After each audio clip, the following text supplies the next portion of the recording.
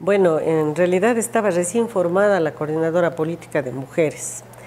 La coordinadora empezó a formarse en febrero del 95 y luego hizo su congreso a fines de ese año o en enero del 96, ya no recuerdo exactamente, pero estaba recién formada esta coordinadora que se postulaba a ser una instancia de confluencia, digamos, de distintas redes y organizaciones de mujeres y de mujeres a nivel individual, con un enfoque básicamente de incidir políticamente en el país con las demandas y la agenda, digamos, que aprobamos en el Congreso de las mujeres, ¿no? Un poco recogiendo la experiencia desde los años 80 de organizaciones que habían trabajado con mujeres de base, desde las ONGs, desde la cuestión legal, psicológica, etcétera.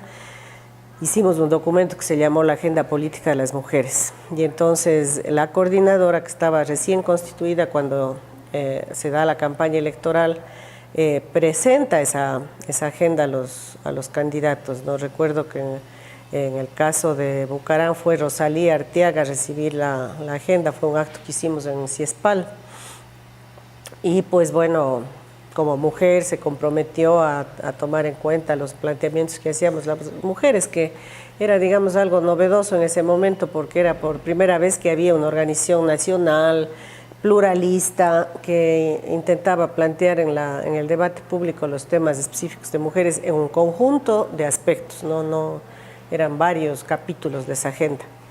Entonces, el rol de las mujeres en ese momento fue, bueno, participar en la campaña electoral, y luego que ganó Bucaram, hacer un seguimiento, digamos, de hasta qué punto nuestra agenda iba o no a tomar cuerpo, digamos.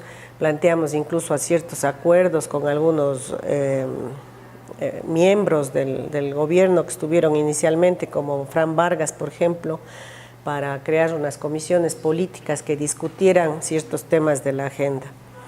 Pero pronto nos dimos cuenta el tipo de gobierno que iba a ser Bucaram, pues que desconcertó a todos los sectores políticos y sociales, ¿no? Todo el mundo estaba desacostumbrado a tener un presidente que juzgaba cascarita, que era a la vez director o presidente de Barcelona, que, o sea, hacía una serie de cosas, y que no vivía en Carondelet por miedo a los fantasmas y vivía en el Hotel Crown Plaza.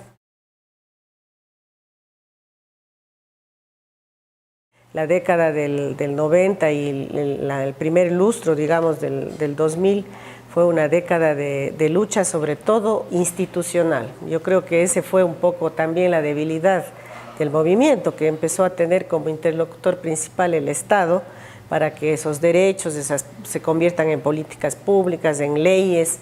Entonces fue una acción muy hacia el Estado, muy hacia la institucionalidad, y se empezó a perder un poco lo que era típico y característico del movimiento de mujeres en los años 80 y principios de los 90, que era un discurso más contracultural y mucho más existencial, digamos, en términos de las mujeres que estábamos actuando, digamos, en las organizaciones, ¿no?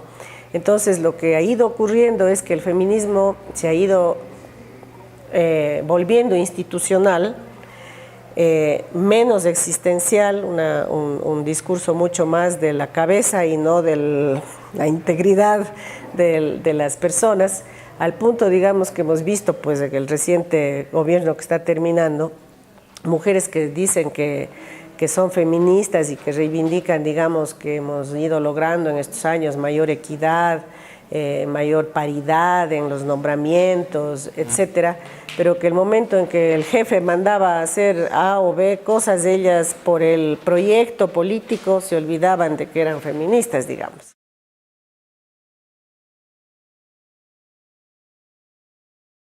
Cuando comenzamos a gritar, él ya no estaba ahí, porque nuestra idea era de que estése ahí y sacarlo. Tanto es que la participación de compañeras como Rosita Salazar llevó un cabo en el que decía: amarrémonos a este cabo, porque si nos sacan a todas. No se van a atrever a agredirnos ni nada de eso. Entonces, pero las compañeras era algo cronometrado que estaban en cambio en el centro comercial, pero igual ellas en punto, la hora que habíamos quedado, también salían con las ollas, con los pitos, con todo, y paralizamos el tráfico con ese de fuera Bucaram, fuera. Aquí cuando nosotros hicimos esa de unirnos, de hacer fuerza para eso, ese entonces Marujita era la presidenta y ahí nos convocó a todas para salir. Entonces dijo, bueno, nos vamos, y dije, bueno, vamos. Cogimos ollas, lo que sea para hacer ruido, ¿no? Y salimos acá al centro comercial que queda por acá, por el norte, ¿no? Entonces, de ahí nos fuimos a ese hotel, así, a hacer la bulla. Y bueno, pues, y eran las palabras a gritar, fuera Bucaram, me acuerdo, eso sí, fuera Bucaram, y aplaudíamos, y con otras organizaciones también que estábamos, pues. Y eso fue una cosa que nos marcó a quienes estuvimos ese día, porque ver que se había iniciado la caída de un gobierno que realmente le estaba ocasionando daño al Ecuador, fue sentirnos unas heroínas, ¿no? Entonces, yo cuando cuento esto, lamentablemente no tengo nietos como para dejarles un legado y decirles, en esa participación estuve activamente.